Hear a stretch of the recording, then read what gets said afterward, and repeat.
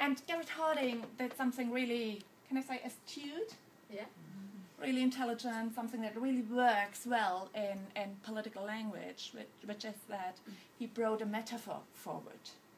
So at a certain point in his article he says, picture a pasture open to all. And so sometimes in Germany I ask people, do you know the slogan of the tragedy of the commons? And people say no. But I'm quite sure that people always know kind of the sound behind the metaphor, right? The storyline, so to say, of the metaphor. So this storyline is picture a pasture open to all. And there are shepherds who bring a sheep and one more and one more and one more to the pasture. So with the idea that perhaps tomorrow they could market a little more meat or wool. And everybody does the same way. It is as if the shepherds would not communicate to each other. And obviously, if everybody does the same, kind of maximizing his own gain, the result is easy to foresee, right? It's the overgrazed land, the overgrazed pasture. So this even might seem logic to us, but what Garrett Harding called a tragedy is that this mechanism is kind of unavoidable. So he said it would be difficult to avoid technically that overgrazing does happen, right? And this relates to the way he conceives human being. So us as being homo economicus, the self-maximizing gain, the individual striving for self-maximizing benefit. And then, in the last part of his article, because the scientist cannot write an article without also offering a solution, he cannot just describe a problem without offering a solution. And then he says, okay, then we would have two opportunities, actually, to avoid overgrazing, which is, or kind of classical privatization, so we put a fence around, privatize the land, and the owner of the land would care for his land. Or we have kind of tight control mechanisms, state control, laws, etc., law and order, so to say, in order to avoid overgrazing. But both mechanisms have something in common, which is that it's an external control. It's a command and control approach that in a way makes the shepherds, the people, the users of the land, invisible. In that scenario of solutions, the people on the ground are not visible anymore. And then there was this lady, she was already mentioned, Elinor Ostrom, she died. It's economics, I should say, right? Yeah, please apologize my errors in English. I hope that after the lesson somebody will correct my slides. Wonderful. And she says, well, I've been studying about 800, 900, 1,000 cases all over the world, and actually my general assessment is that comms work everywhere. So what is the very difference between the two views? Elinor Ostrom says, well, as we have seen all over the world, people talk to each other, they establish rules, they are able to cooperate. And by the way, which is another Menschenbild? Picture of a human being. Picture of a human being, exactly. Another idea of the human being than the Homo economicus. And by the way, Ostrom says that it is not important if people really wish to cooperate. If you think from a political institutional perspective. From a political and institutional perspective, it is important that we help them to cooperate. That we shape our laws and institutions and cities and public spaces in such a way that cooperation is easy to realize. And the other difference between the two is that what Garrett Harding called open access, so to say, a land or a space with where everybody can do whatever he wishes to do. He called it a commons. In a way, he called a no man's land with no rules a commons. So it's a kind of false definition. There is an article of an economist who says he has never seen such an important scientific article so flawed as the article of Garrett Harding.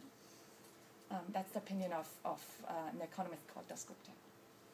And, meanwhile, Elinor Ostrom says, no, the commons is a space, is a social space where people, the users themselves, define the rules and the norms and have to constantly negotiate about it, right? So it's just, in a way, what Harding did.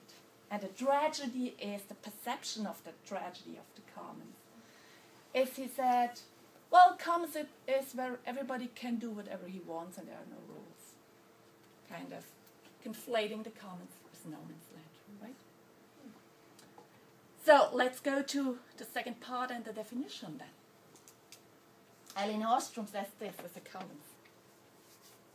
Do you have any idea what that could be?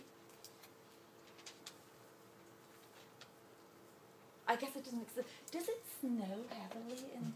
No. I mean heavily. Scotland. I mean like you know? No. No. More in the north of England. So okay, so we are in Boston. This is Boston. A chair out somewhere. Why is it a chair out somewhere? Because maybe it's on top of a mountain. Sorry? It might be somewhere you need to rest.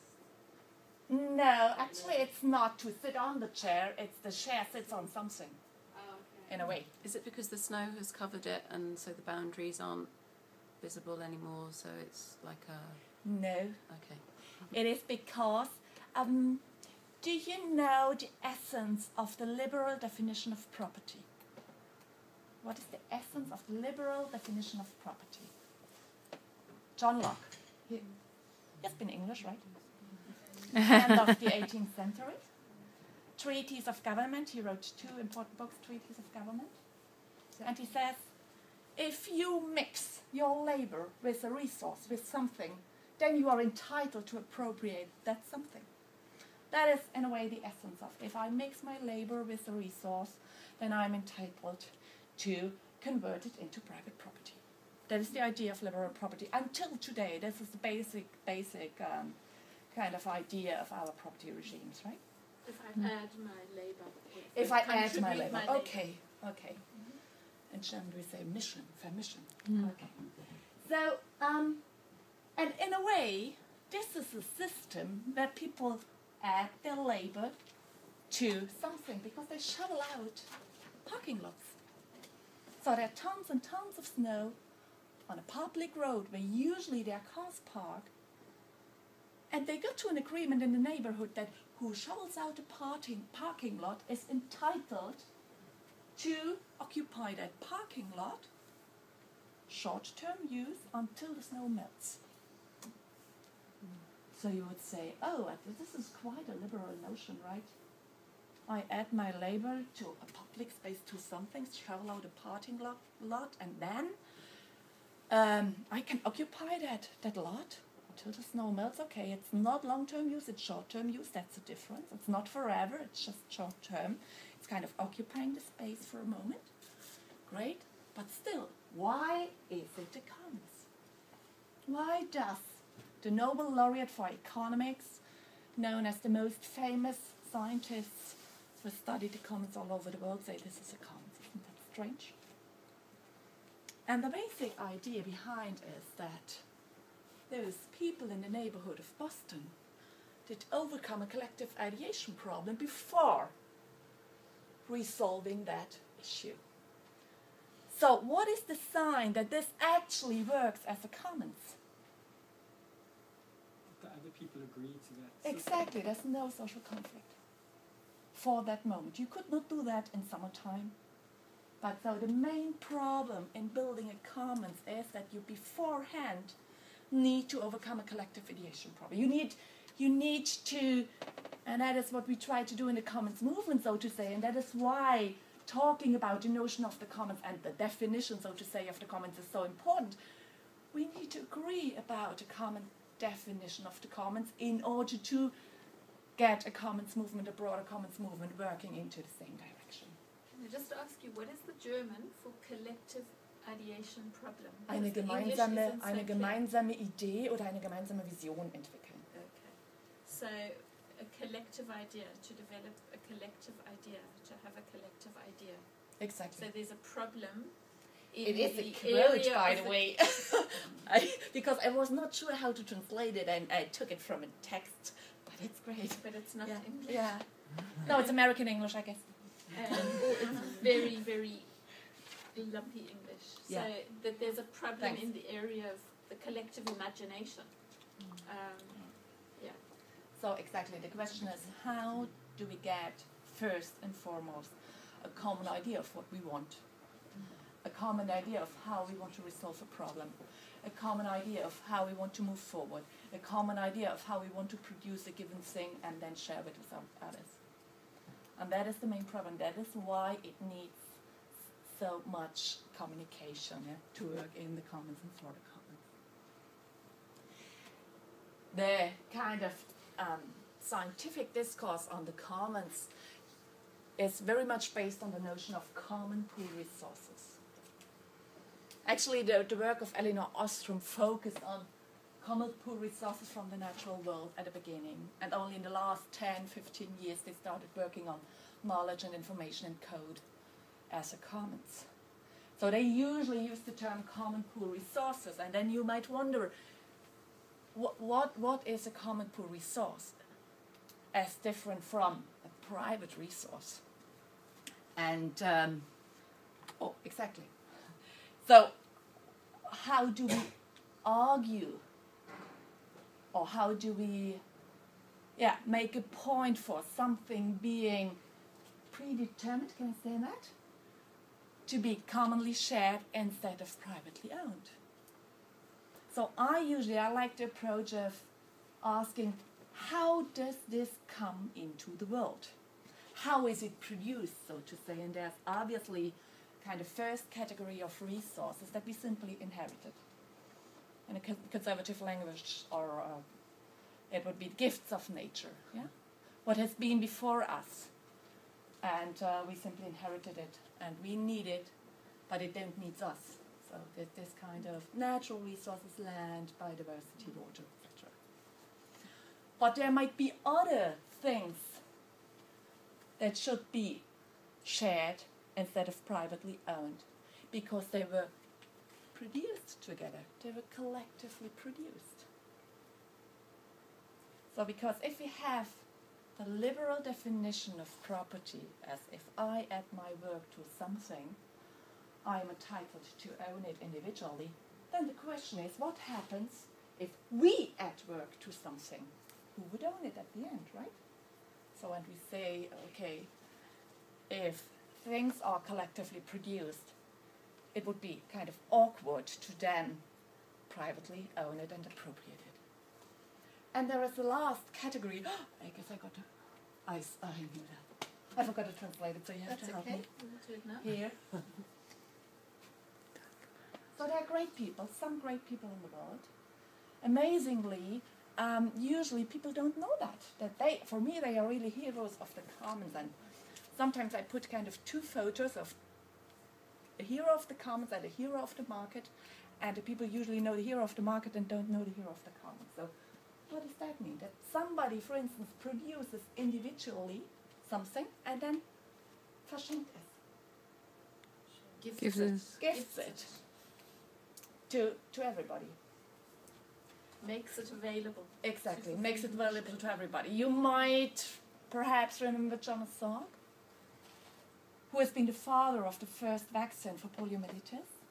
And he became really famous in the late 50s in the US, because poliomyelitis by that time was kind of making people desperate, because they couldn't know how this virus spread around, and so they couldn't self-defend, they couldn't help themselves. And the social fabric went down because they started thinking that maybe it's a problem of the school, maybe it's a problem of the neighbor, maybe we shouldn't let our children play on the playground, etc., etc.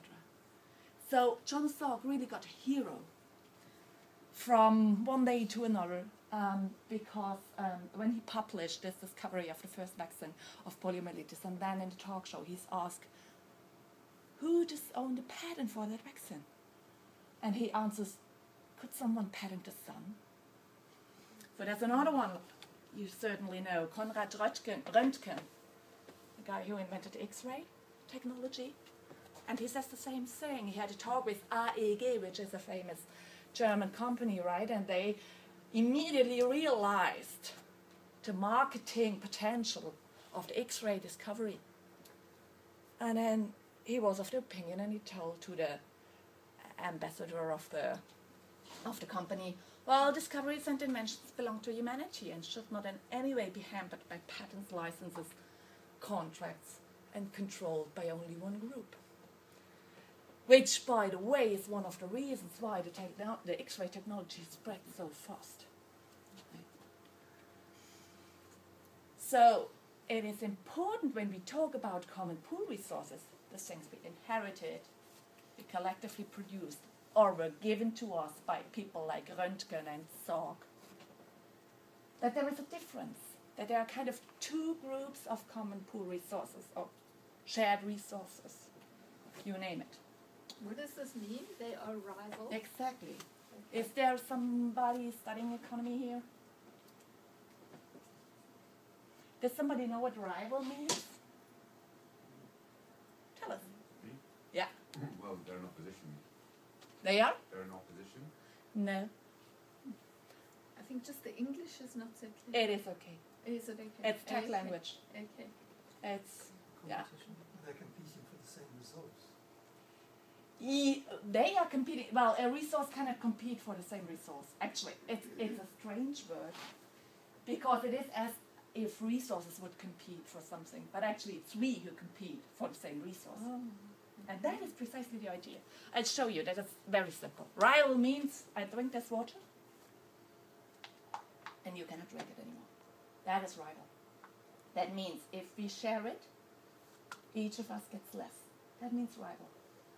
It becomes less, it gets less when we share it. It is kind of basic knowledge of economists. They always talk like this, rival, and then the other one. The other category is non-rival. It's very important to stick to that distinction. We'll see later why it is so important. So, non-rival, what does it mean? If I share my idea in the commons with you, It becomes It enhanced beca- to add to it. Exactly. And continues to grow.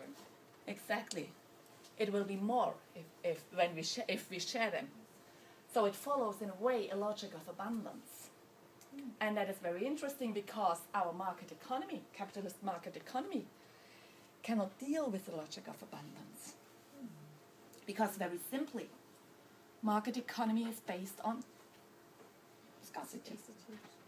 The more scarce something is, the higher the price on the market, right? That is the basic rule. So what does market economy do with those things who, in principle, get more when we share them?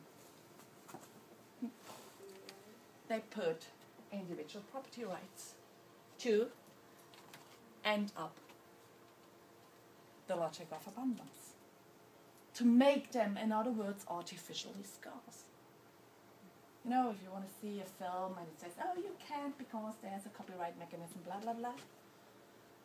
Or if they talk about the theft of ideas, well, actually, it's very difficult to be a thief of ideas because if I share my idea with you, I still have my idea. You cannot take it away from me. The result is that then both we have that same idea and we can build upon together, right? So the idea of artificial scarcity is using the same institutions, because patents and copyright, those are institutions, right? It's a convention. It's something that we agreed upon to apply to something, to a resource. So we use the same institution we use to deal with a chair or glass or whatever, and to put it on non-rival resource, to interrupt the logic of abundance or plentiness, which does only make sense for marketing purposes. It does not make sense for people. So why I say that at the very beginning? Because you remember that story of Garrett Hardin saying that, oh, there's a problem, basically unavoidable problem of overuse. And most of the people relate the discourse of the commons with the overuse problem of natural resources. Isn't that right? But there's also a problem of underuse.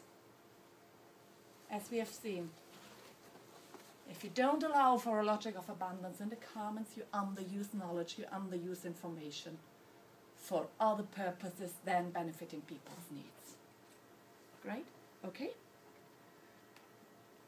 So what is important here, as we are talking about the notion of the commons, is to understand that a commons is not a resource. A commons is not a good. Water is not a commons. Water is just H2O. H2O.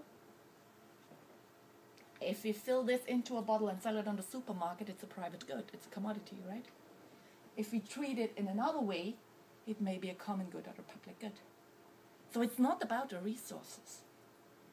It's about us. It's what kind of use we make from the resources and how we are able to share them and cooperate for a fair share of resources. That is what a commons is all about. And that means also that we have to come to an agreement somehow about access, use, extraction, alienation. Those are technical terms as well. And I use them because this means selling. If you are if you are entitled to sell or not. And control. Because those are the terms that determine our notion of property. Right? Once we agree upon who has the right to access what and when, who has the right to use for what, and who is entitled to extract or sell. If we do all that, what we do in fact is defining the property relationship to the resource. And I don't know in England, well, I'm quite sure that's a pretty same saying, but in Germany it's the same saying, and in Latin America has been the same saying, but a kind of classical discourse between right and left has been dichotomized, can I say that? The either-or approach, public or private. With this underlying assumption then that public is better than private. And then we realize, at least in Germany, that okay, we still have public ownership over the railway system in Germany. And what do? Well, they bring it to the Börse. Stock market. To the stock market, exactly. So they are as market-driven as a private owner would be. So that the real question is not, obviously it is important, the question of who owns legally is important. But it is even more important, in fact, on the ground, in reality, who controls, who makes the decision. How are the use rights actually defined? And that is also why I already said that a commons is not the same as a resource. The commons is not a good. It's not as simple as to say the commons are common goods. No, it's not about goods, it's about us. And in the same way, sometimes people conflate that idea of commons as common property. Again, commons very often, usually, is common property. But what, again, is common property? The difference between private property and common property is gradual. It's not a difference in principle. You still have the problem of exclusion. In the private property case, one person excludes the others, right? In the common property case, a group of persons excludes the others. So it's just a gradual difference. And in fact, if we look at the real-world commons, what we find is an enormous diversity of ownership of property regimes. And even very counterintuitive property regimes. I'll just share one example from Germany with you, which is so telling to me. It's so interesting because it's so counterintuitive. this is a lot of projects that belong to the Freiburg initiative, which is called, Mietshäuser-Syndikat. How can I translate Mietshäuser-Syndikat? It's like a house association. Yeah, it's like a housing cooperative. housing cooperative. But it's not a cooperative It's not- itself. It's, look at this, that's very interesting. It's a company of limited liability, eine GmbH. So that Mietshäuser-Syndikat itself is a company of limited liability. It's more like a housing association Yeah. where you can buy. I'll try to explain it. So they support many projects all over Germany who try to build up co-housing systems. And the problem in those housing cooperatives usually is just, remember when the wall came down in Berlin, most of the housing cooperatives were at the very periphery of West Berlin, right? And then the wall came down and suddenly they were in the very center of Berlin. You may have an idea of what that means for the prices of the ground and the houses, right? So that is one development. Suddenly economic circumstances change or private circumstances change. So people grow up and their children are not interested in this kind of project, etc., etc. And after 20 or 30 years, the whole project gets lost. That is quite common in cooperative housing projects, isn't it? And so the Mietshäuser-Syndikat 20 years ago, they started thinking about how can we avoid reappropriation? How can we make sure, how can we establish a mechanism to make sure that once we all contributed to build up with hard work, shared finances, shared resources, etc., housing cooperatives, how can we make sure that this will be long-lasting projects and not if economic or private circumstances change, will get reappropriated by the market, get back into the market. And so what they did is found, and this is for me, it's counterintuitive, a company of limited liability. And the deal is basically that this company only has two members. The trust itself, the Mietshäuser-Syndikat itself, and the cooperative of each project, the people who live in each house. So they self-organize everything. The rules in their house, the way they resolve their problems, etc., etc. They are very self-organized, like a classical association, not a non-profit organization, right? But then, together with the Mietshäuser-Syndikat, they form this company, but with only two members. That means, if there is a discussion about selling the house, alienation, or a change of the purpose of the project, or this kind of really, really, really politically important issue, one of both have to agree, if not the decision is blocked. So they are forced to get to a consensus. And the consensus principle is very important in the commons. This is one, they are forced to get into a consensus. And the other one is that this construction, which is a very capitalist ownership construction, right? Makes sure that there is a kind of watchdog organization to avoid reappropriation of the co-housing projects. Did you get this? For me it's kind of wonderful, it's so ingenious, so simple, but it took them 15 years to figure this out. And the interesting thing is, I only wanted to share this with you. It is not that simple as saying, yes, the commons are about common property.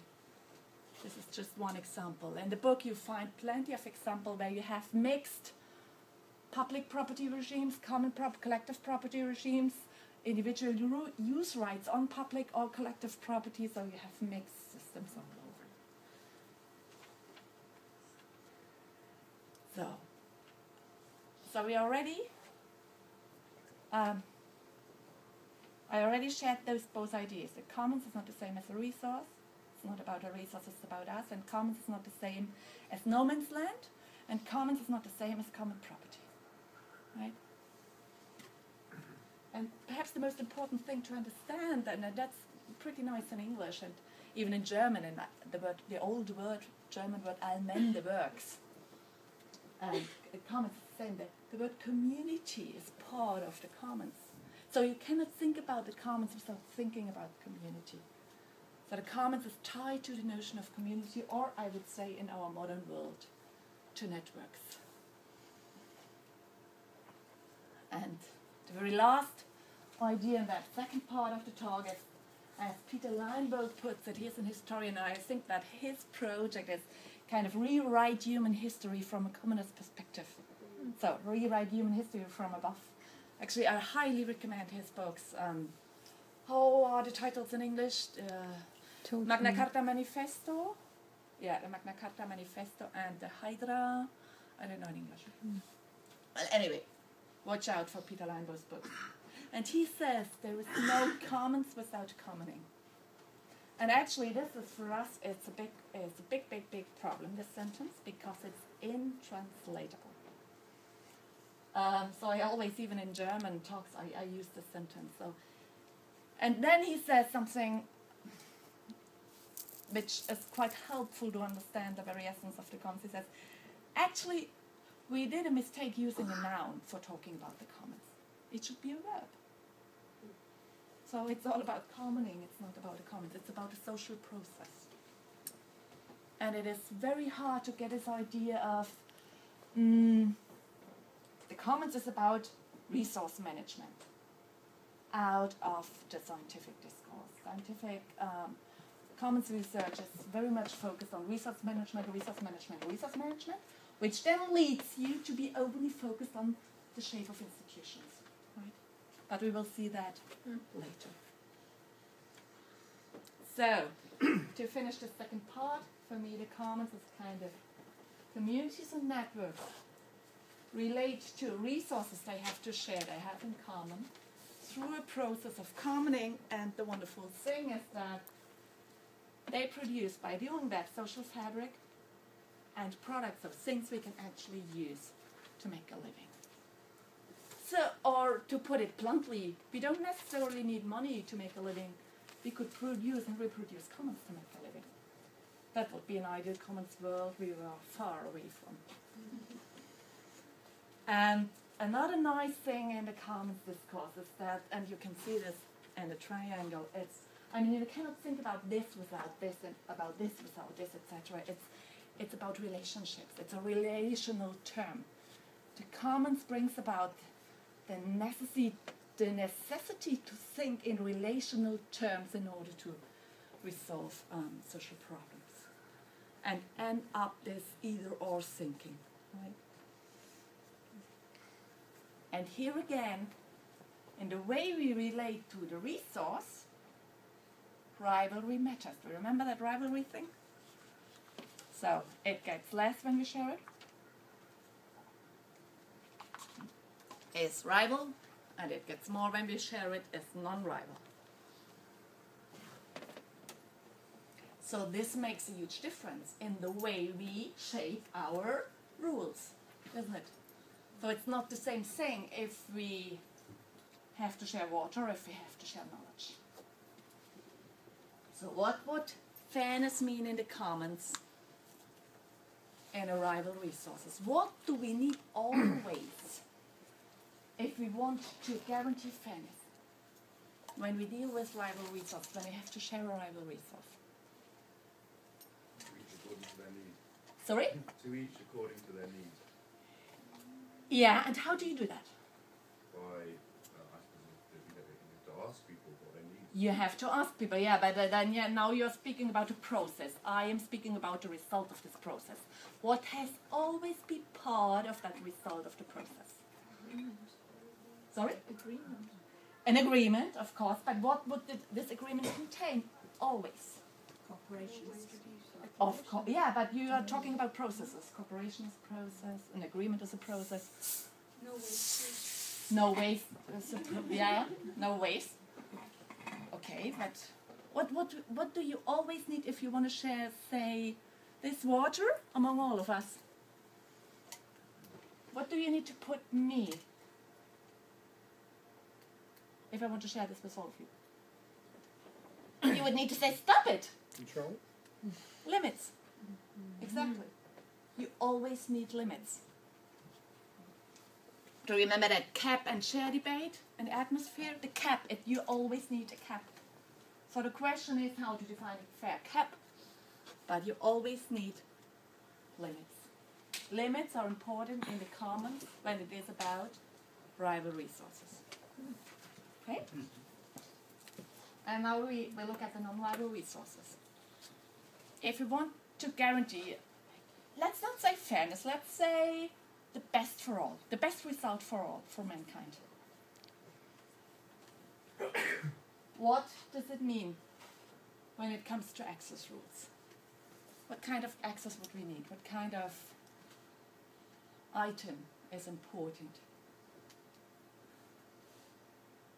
Here we need limits, and here? Open access.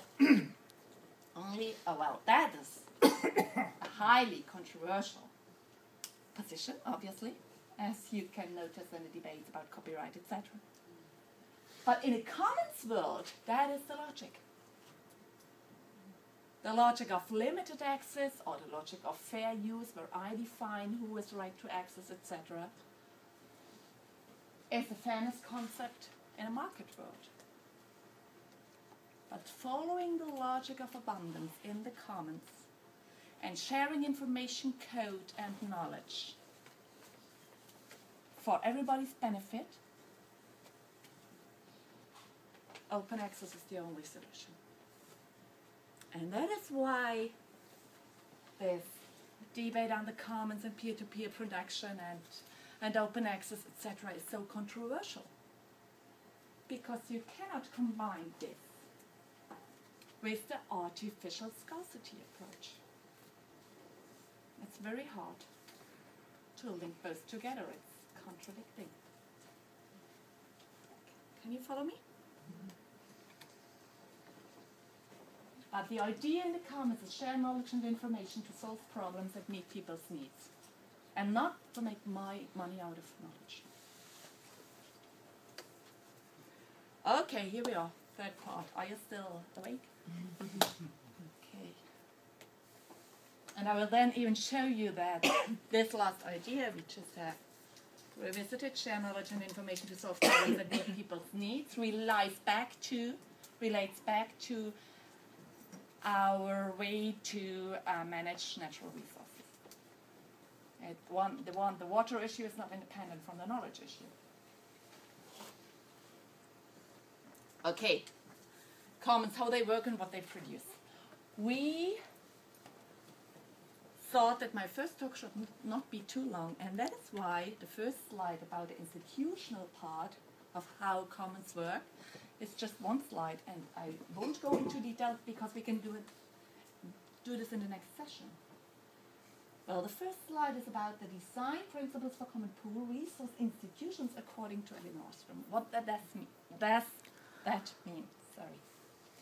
Elinor Ostrom won the Nobel Prize in 2009 because she figured out in a way that there are certain patterns that you can find in whatever collective resource management system. Those patterns, or she calls it design principle, does not guarantee a sustainable and fair use of shared resources, but they make it more likely. Okay, so in a way, for people who work in development and international cooperation projects, have those design principles. They are, all in all, are 8, but in the afternoon only will present 7, the 7 most important ones. It's a kind of provides guidance to those who want to find out why does a given project work or not work. It just provides guidance. It's not a recipe. Elinor Ostrom always repeats that there are no recipes. There are no Patentrezepte? Panaceas. Yeah, panaceas. That there are no panaceas. but you can have a kind of, you can put a lens on, in this case the lens of the design principles of commons institutions, to have a look at a better look at the critical point of what does make cooperation work. Right? So we will review those design principles a little later. The point I want to make is that if we want to make a commons work, we need appropriate institutions to make a commons work.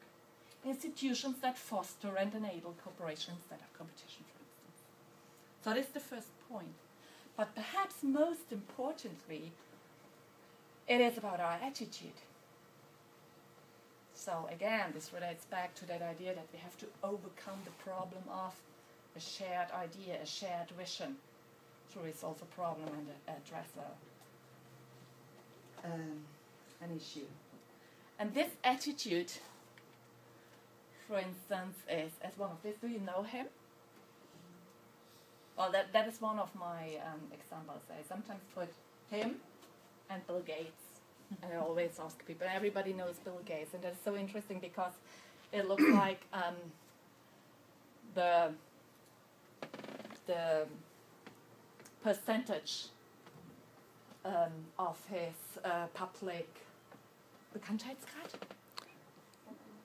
Popularity, yeah, is proportional to the money on his bank account. So, in this case, this is one of the guys who did some work and then gifted it to the whole mankind. Remember, like Jonas Salk and Konrad Röttgen? He's Tim Berners-Lee, who in '89 wrote HTML and the HTTP protocol for the internet. And then, and now you will remember what we just said about open access and fairness and the knowledge commons. He was one of the drivers of that discussion to establish the following rules in the World Wide Web Consortium, which is the governance body of the internet. This discussion about how the internet would be governed was a discussion among firms and states and users and the so-called father of the internet, Tim Berners-Lee, and many other people. A very conflicted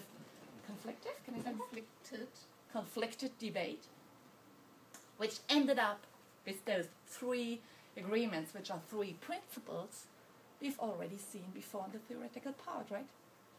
Everybody has access, open access. That's the rule. Everybody is allowed to use and further develop. That is the principle of plentiness and abundance in the knowledge commons. It gets more when we share. And in order to guarantee this, we need patent-free standards. This is what makes the internet so ingenious and self-replicating, so to say. And it is based on the idea of open access to non-rival shared resources. Okay? So we had institutions matter, the attitude matters, and the last part, you can think about the commons as a mode of production. And this is something which is often discussed in the political and social debate out there in a more activist world, more than in the scientific world and the classical commons research. But for me, this is the really intriguing part. This is kind of the leverage of how we could, some say, scale up the commons from the small community to a societal level. Because if we change the mode of production, this will have a huge impact in the way society is shaped, right? And in a way, they kind of rediscover things that have been there for the history of mankind, because now they call it peer-to-peer production, commons-based peer-to-peer production. We can talk a little more about this in the afternoon if you have time to. But for me, actually, commons-based peer-to-peer production has been always there, always. It's just a new term. Sometimes it's more sexy to use a new term for all things. Because just think about the enormous variety of seeds. Do you have any idea how many potato varieties are there? I guess. Another guess? 3 guesses. 100? 600? Thousands. Was that 5,000? It's 7,000. Corn, maize, corn. Mm. 3 guesses. 700. Another one? 3. 3? Corn varieties?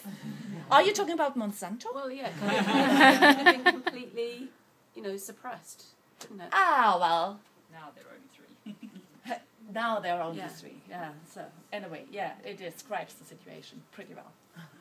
And the third guess? 10,000. 20,000. Exactly. And you are right. I mean, you are right. This way of artificial scarcity for marketing purposes, and very easy to explain.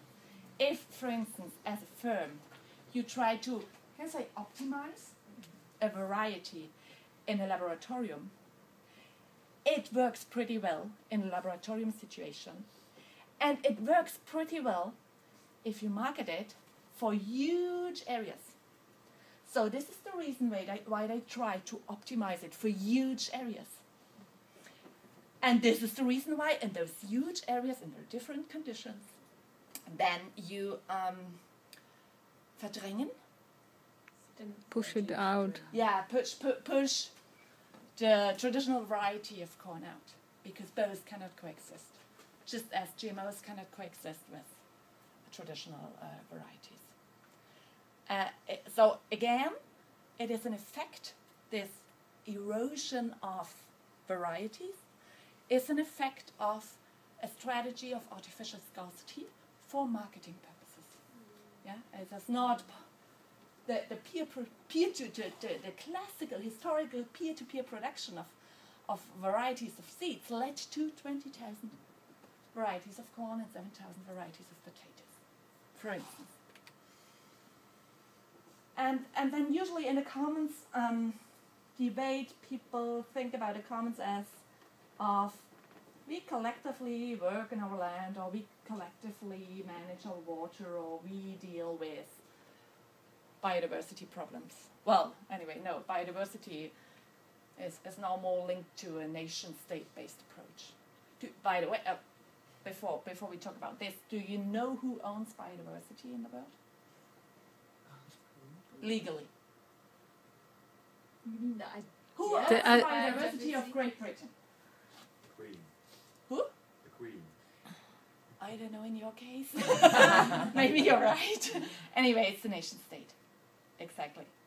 So legally, that is a decision took by the Convention on Biological Diversity, which is a UN body, and they again, in that kind of thinking, or private or public, they privilege the public, and it was celebrated as a big success that now the nation state are the owners of biodiversity. But just think about Mexico. I've been living in Mexico, I told you, and if you think about the Mexican government owning the biodiversity, you perfectly know what they make out of it. They put a new petrol station and destroy it. Or more than 50% of the land in whole Latin America are concessioned, to international, transnational mining companies, so that they have the right to exploit the subsoil resources, which are owned legally by the nation state.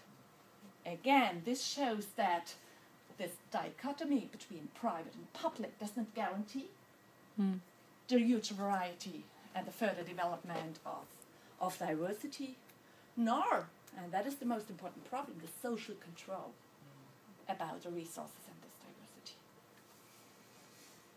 So how do we get back social control? By a new mode of production, so to say. And it's not about potatoes only, and it's not about diversity only.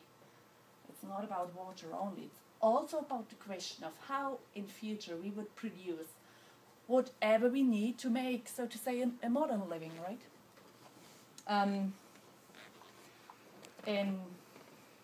just tell the story, because this story you have to combine it with this mode of production I will now show you in the case of Wikispeed, but then you combine both facts from the first story and the case of Wikispeed. The first story is I recently had a talk in Hamburg, and I was on a panel with a representative of a huge car company, BMW, if I'm not mistaken, BMW.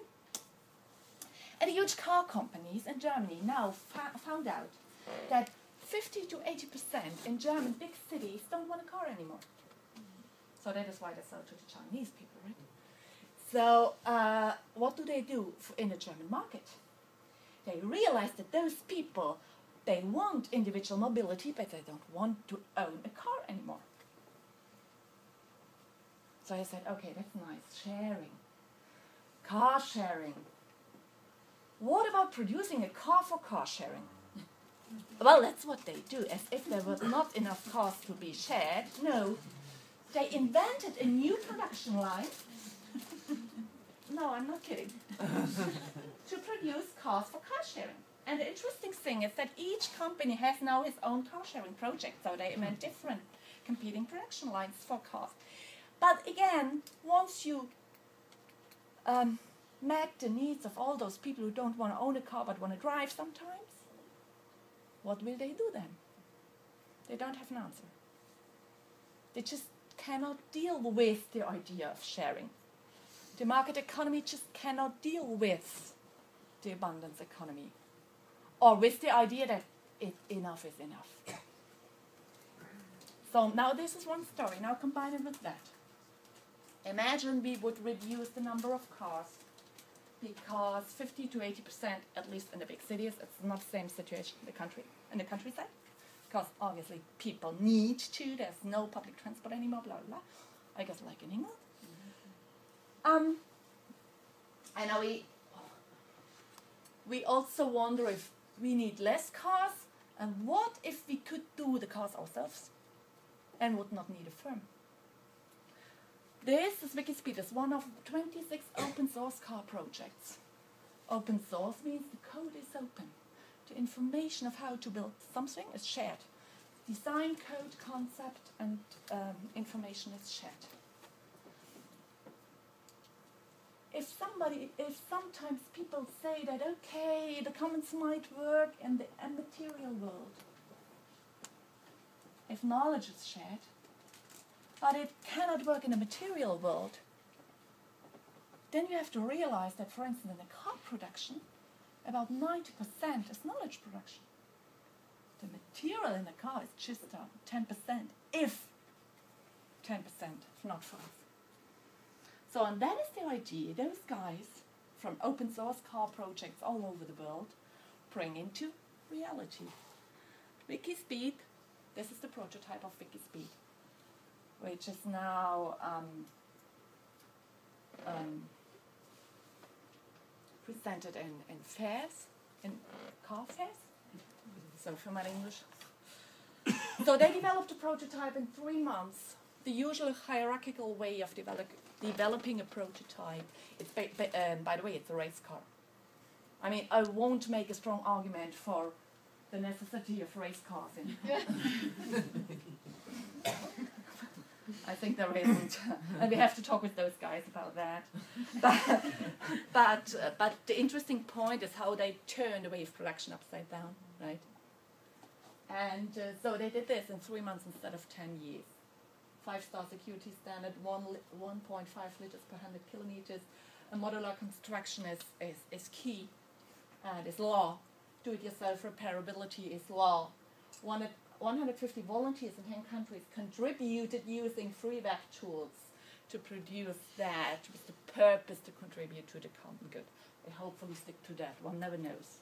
Again, I don't want to make an argument for race cars as needed in the commons, nor for Wikispeed as a wonderful project for the social good, because we have to wait how they will react in future to the market pressures. But interestingly, they got offered a joint venture capital 6 months ago, and they said, we don't need, that is interesting, we don't need a firm. We don't need joint venture capital. We don't need huge infrastructures. We put the whole construction set into the internet, and we enable people, in a way, it is possible. The only possibility to build a car themselves and repair it themselves. do planned obsolescence. Exactly. So this is planned obsolescence. You know? Obsolescence. Planned obsolescence. Obsolescence. Sorry. Yeah. Exactly. So this is the end of planned obsolescence, right? And obviously, it is no surprise for me that I got an offer of joint venture capital, because usually the offer of joint venture capital goes along with conditions. And as long as they don't betray those items, modular construction, free availability of knowledge, design and code, do-it-yourself repairability, use of free web tools and for the social good, instead of producing the commodity. I mean, instead of producing the car to be sold on the market. Once you change the goal from the social good to producing commodity to make money, basically you trespass the frontier. Yeah? You move from the commons world to the commodity world. So I already told you that this mode of production, which in my opinion is a very old way of doing things and producing things now, has a charming name, more sexy than in the medieval times. It's now called commons-based peer-to-peer production. This term was coined by Yochai Benkler, professor from Harvard University. And I just want to point you to this. Do you remember that the way we relate to knowledge also has to do with the way we can collectively manage water? So if they were able to do that, why is it that the industry, who supposedly is specialized in producing cars, has not been able to do that in the last 20 years? Why do you think is that? And why did society accept? Profit. Well, yeah, but Guess who your shareholders are if they're oil-based. but why couldn't we avoid that? They could still do profit doing this. I mean, People aren't incentivized to be interested in the commons, so you work for a company and you just do your job. And because when they do it now, in the next cars they do, they can't do perfect thing immediately. yeah, because but okay. why- Let me put it the other way around. What has been the institution and the instrument to secure the old mode of production? How could they guarantee, in a way, that society doesn't rebel? Mm-hmm. Passivity.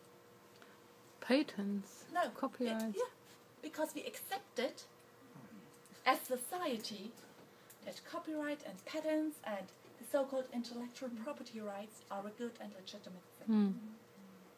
Because this is the way they could enclose the commons. Oh, by the way, we didn't talk about enclosure. Yeah, we just did at the very beginning. Enclosure is much more than privatization, because enclosure can be triggered as well by the state. And this is a good example for that. We have states who basically bought into that idea of intellectual property rights are a good thing and should be applied to whatever resource we manage, right? And by this way, by doing this and protecting intellectual property rights the way they do, they foster and enhance enclosure.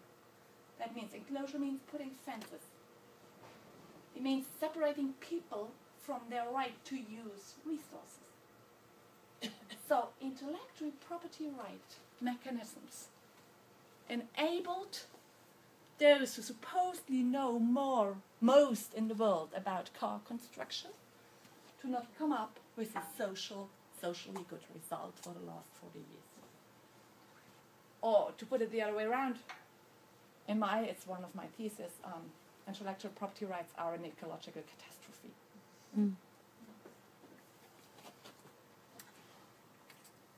Okay, now last question, what about money and all this? Because you'll say, okay, but we still, if you want to contribute to commons-based peer production, we still do it within capitalism. We live in a money-driven world. We still would need money to do that, and that's right. So we cannot talk about, as I said, it's not a talk about utopia. It's a talk rooted in reality, and our reality is a reality of a market and money-driven economy, right? But we have a way to deal with that as well. When was the last time you purchased an article for an encyclopedia? Do you remember? When was the last time you bought this 1, 2, 3, 4, 5, 6, 7, 8, 9 volumes of a lexicon? 20 years ago. I asked this 3 or 4 talks ago. Somebody answered me, I bought a very old furniture and it was part of it. So I yeah, and that will always be the case. Exactly. So you buy it not, I never opened it, but it's just nice to have it there, right? So what do we do instead? We use the commons. So what is the interesting thing? That this way of producing and reproducing knowledge out-cooperates this way. It's called out-cooperation. Out-cooperation in the sense of the cooperation works so well that it, anyway, out-competes the other models through cooperation. Okay? So that means we don't need to convince everybody to share knowledge. But if we establish another production and sharing mode, it will automatically happen because you don't buy and purchase encyclopedic articles anymore. And you were not the ones who were driving this idea at the forefront, but yet you just change your behavior. That is why I said that the commons-based peer production is a very powerful leverage for a paradigm shift, because it out-cooperates the other system. So now, the same case in the Wikispeed case. Do we still deal with money in the Wikipedia case? Do you donate? Some of you? Well, actually, in this case, well, you should. No, but what I want to say is, yes, both Wikispeed and Wikipedia still deal with money. They just need money to maintain their, I guess there are 120 people who work there, their service, etc., to pay the energy, etc., etc. So they make those huge donation campaigns, don't they? So they collect $6 million or so per year. They do it quickly because they have a lot of readers. So the interesting thing is, you access Wikipedia, I guess, but don't necessarily pay for a product. But if you wish so, you can. So yes, there is money in there, but there's no logic of money in there, in a sense of exchange of commodity, money versus article. So there's a decoupling of that idea. You decouple your participation in something from your individual availability of money. Okay? As a leverage towards a paradigm shift. So now, oh, by the way, do you know why there are the gummy bears here? That's not a czar. Then there are plenty of experiments. Oh, I didn't try to talk about this in English, but I'll try it. So anyway, there are plenty of experiments of psychologists who study economic phenomena. And those experiments led them to coin the term gummy bear effect. The gummy bear effect is something very easy to understand, because just imagine a crowd of 3-year-old children or 5-year-old children, and you tell them a story about pirates. So, and then you ask them to draw, and then they start drawing with details and pirates, and so the same way they imagine the pirates, they draw their designs with a lot of details and very committed and engaged, right? And it takes them the time it takes them, but they produce some fabulous things. Okay, next round, same thing. You tell a story about pirates, and then you say, okay, who'll finish first will get a gummy bear. And then you can suddenly devise the kind of artist people and entrepreneurship children. Entrepreneurial kind of thinking, right? And the second group starts to draw with less details, and because they want to draw 2 instead of 1, and because they want 2 gummy bears instead of 1, etc., etc. Third round, and they get them. Third round of the same thing. And then the artist-minded children look at the gummy bears and say, oh, that is not fair. I also want a gummy bear. And at the very end of all, the drawings get more abstract, not so well done, without details, without fantasy, without passion, without creativity in it. But the really sad thing of that whole story is if you take the gummy bear incentive back, it doesn't change the situation. In other words, they made the children and us homo economicus. And the homo economicus issue goes right through our bodies. It's part of, I consider myself being a commoner, but that's not that easy. We were trained to function and to think in other categories and ways, and to relate to other people in other ways. So it's very hard to change attitude and to change our way of relating to other people, because the homo economicus is not just a social construct and an invention. It is part of our reality and goes right through our bodies. But still, we could start to use money, but stop the logic of money, which is, I don't know if the basic income debate in England is strong, but that is the basic notion of the basic income debate. Say that every person in the world, for being a person, deserves to meet their basic needs without having to work, contribute, and do first, and then get something to live off. Okay, how can we decouple the logic of money from the use of natural resources? This is the case of Lake Taupo, which is a huge, huge, huge, huge lake in the North Island of New Zealand. You may know, because it's really famous, because it's in the region where the Erdkruste? Earth's crust. Earth's crust? Okay, the Earth's crust is the tiniest and Very thin. all over the Earth. Exactly. The thinnest. The thinnest, all over the Earth. So that means that, well, usually New Zealand as a country where you have more sheep than people. So there's no resource pressure, right? But in that region around Lake Taupo, there's certain resource pressure because of that phenomenon, because there is tourism, a lot of tourism, and a lot of small cities around the lake. And the lake is huge, huge, huge, huge, huge. So it's not that simple to control the resource use. Resource in that case means fish. Well, they had plenty of autochthonous fish varieties there. They all got eaten by the forelle. The trout. Trout. The trouts. They all got eaten by the trouts. So now they at least want to avoid that the trouts got eaten by man. So how do they do that? Actually, it's the lake richest in trouts all over the world. And how do they do that? The lake is really huge. You cannot just control control it like policemen, right? You wouldn't have enough.